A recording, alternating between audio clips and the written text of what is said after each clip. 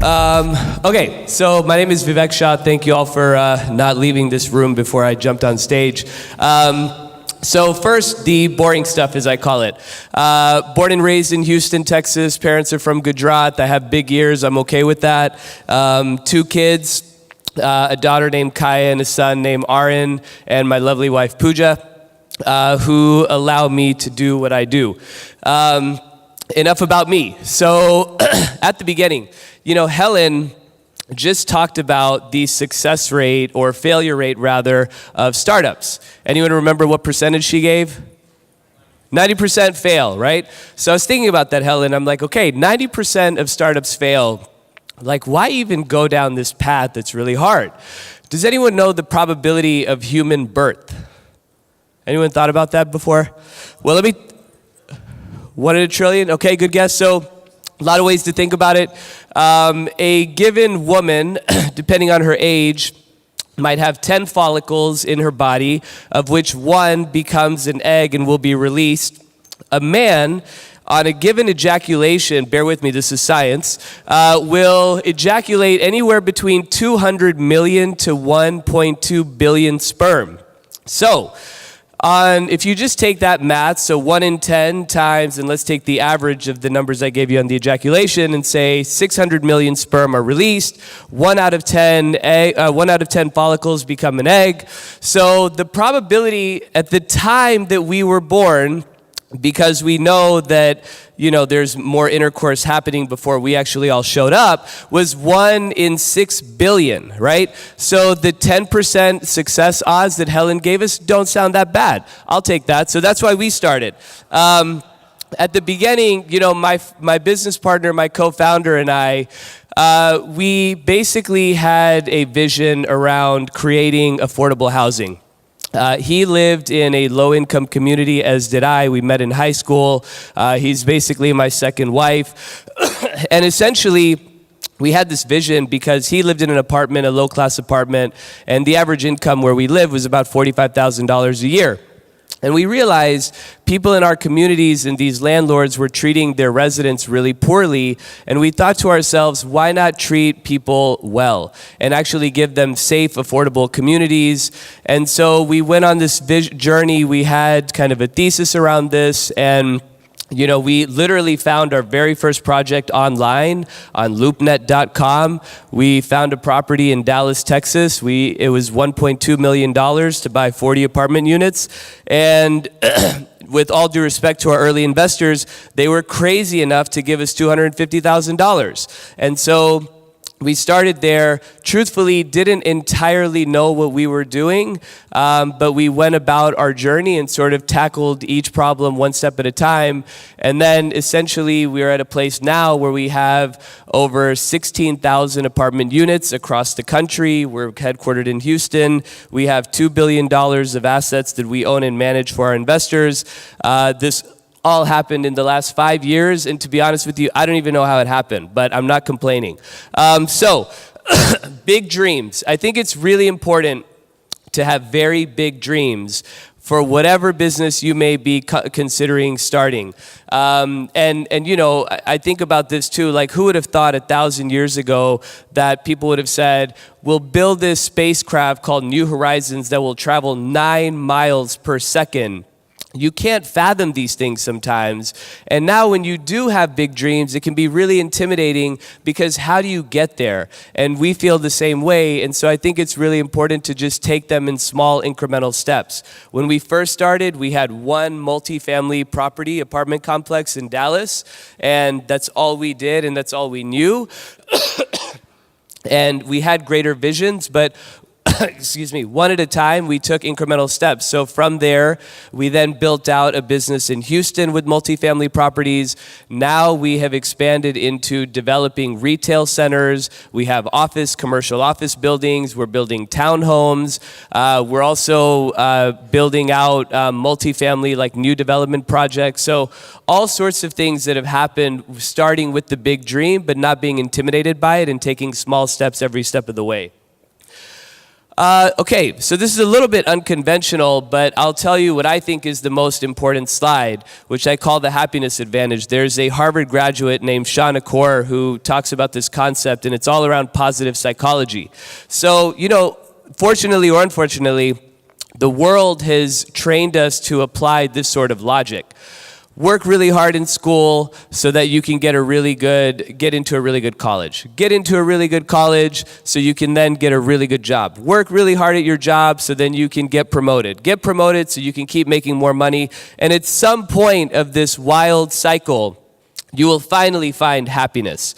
And in fact, I think that the exact inverse is actually true. That you need to start with yourself, right? And actually be the best version of yourself first. Because if you are at a good place, if you are happy, if you are fulfilled or working on that path, then you can be the best individual you want to be. So then you're actually doing well in college. By the way, the depression rate at Harvard University is 31%, right? Why are kids at Harvard 31% of the time depressed? That's crazy when you're at the best school and you know you're going to be successful.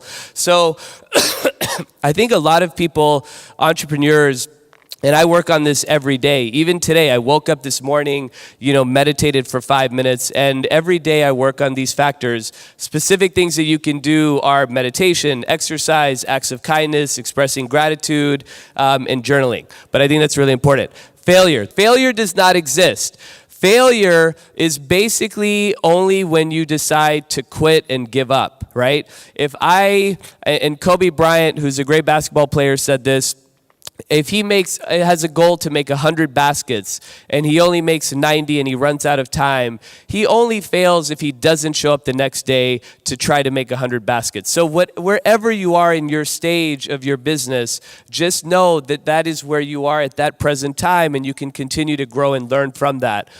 We've failed in many capacities. We've had many regrets. We're very clinical about mistakes we've made, but I think the more important thing is learning from them and not giving up. Two more things as I have a remote control here. Fear. A lot of people have fear. I mean, the world instills fear in us, in all kinds of ways. But I think it's really important to pursue your business without fear. And, fear is a really crazy thing. Even when I started, and even today I still have elements of fear, but I would be fearful of will this deal work out? Will we raise money for this? Will we be able to do that? And there was an element of fear. And I think it's really important to eradicate that from your mind and thinking, because then you can operate more clearly. Two, don't let other people hold the remote control for your emotions, right? So as Helen said too, you try to raise capital for your business and you have tons and tons of people tell you why your business is terrible, why it's wrong, and all of that. And I think it's really important to be, very objective about it and understand what people are saying so that you can process that and understand what you agree with, what changes you want to make potentially, but that shouldn't, basically control your emotions. In the book, The Art of War, they say the winner of a battle is not the fierce, angry warrior. It's the calm, cool, level-headed warrior, right? That wins the battle. I'll wrap up here with sort of a final 2 slides in 60 seconds. So everything is hard, right? Life is hard. Guess what? Some days we wake up and I feel really excited and motivated to tackle the day. Other days I wake up and I'm like, what am I even doing? Why am I here? What business am I in? Why does my wife hate me? Why do my kids scream at me? I don't understand. So it's important to continue to keep going and push through. And Helen, you said this as well on your Mount Everest hike, that it's hard. And so how can we keep going? For me, it's about purpose. My father-in-law once told me that, we all enter this world with nothing. We leave this world with nothing. So for me, on my hard days, I continue on because I want to have an impact on the world in my own way. And so that keeps me going. The very last thing I'll say, most people have goals. Goals are really important, and there's a basketball coach at UCLA named John Wooden who won 10 championships at UCLA. He's known as the Wizard of Westwood in a 12-year period.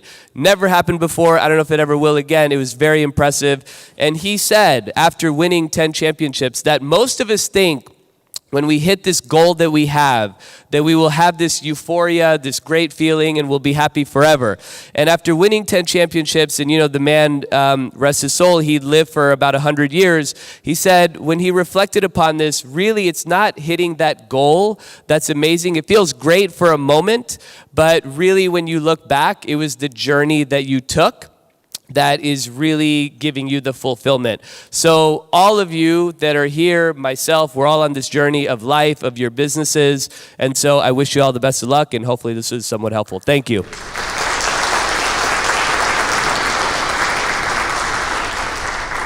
Thank you, Vivek. That was a fantastic story and journey.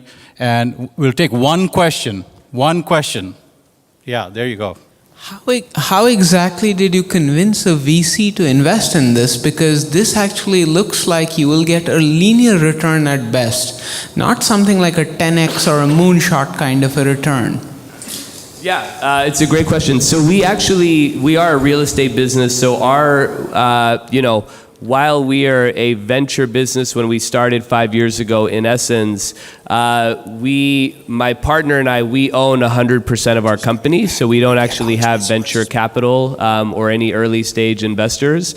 We own the entire business. But for all of our real estate properties that we own and manage, we raise investor capital for those specific projects. The returns we try to target are 2x in real estate assets and kind of low 20s, high teens returns. Thank you. Thanks, everybody.